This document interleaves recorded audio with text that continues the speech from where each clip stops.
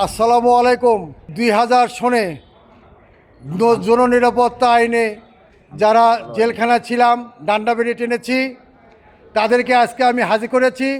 তার মধ্যে লেবু, শাহিন, আমাদের পানুদা, হান্নান ভাই, শুধু মুকুল ভাই অনুপস্থিত। আমাদের সর্বোচ্চ নির্যাতিত হলো আমাদের শাহিন, যাকে বলে ন্যাংরা শাহিন। সবাইকে শেরপুর সবাই তাকে ন্যাংরা শাহিন হিসেবে পরিচিত। আমি 18 বার জেলে গেছি, তো হচ্ছে এই কারণেই আমরা সবাই নির্যাতিত। আমাদের একটাই কথা, যদি আমাদের লিডার জনাব তারেক রহমানের যদি বক্তব্য এটাই হয়ে থাকে যে দলের মিছিলের শেষে যে থাকবে তারও মূল্যায়ন হবে।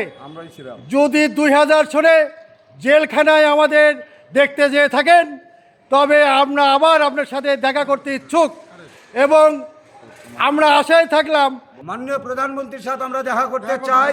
আমরা শেরপুর শহরে সর্বোচ্চ নির্যাতিত লোক, আমরা জননিরাপত্তার আসামি হান্নান ভাই, পানুদা, লেবু ভাই, আমি শাহিনুর রহমান শাহিন, থানা বিএমপির সদস্য। এমন কোনো দিন নাই 5 তারিখের আগ পর্যন্ত আমরা এমন কোনো দিন নাই যে ন্যাংরা শাহিনের খাদিমুল ভাইয়ের মিছিল যায় নাই।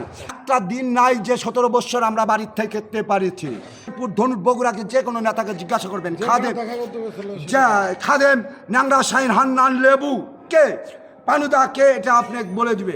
আপনি বিগত সময় জননিরাপত্তার আওয়ামী লীগের কালো আইন জননিরাপত্তার আসামি ছিলাম, সেই টাইমে আপনি নিজেই আমাদের দেখা করতে গিয়েছিলেন।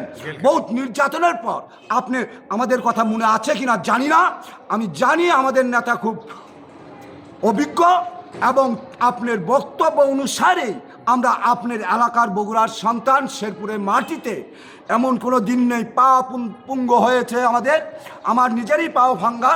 আমি প্রধানমন্ত্রীর কাছে আবেদন, আমাদের কিছু চাওয়া নেই, কিছু পাওয়ারও নেই। আমরা আপনার সাথে একটু কুশল বিনিময় করে একটি ছবি তুলতে চাই। আসসালামু আলাইকুম।